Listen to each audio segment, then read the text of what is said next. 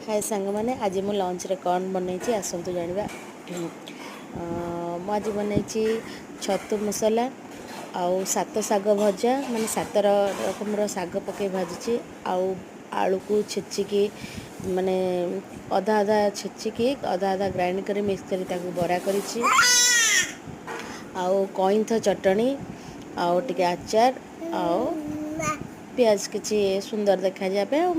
पियाज मो फेवरेट तो मुझे काटिक रखी आज बनई भात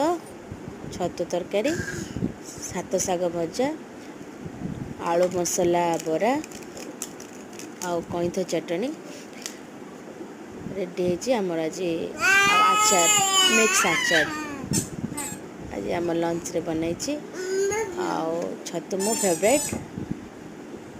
आसतु खाइबा।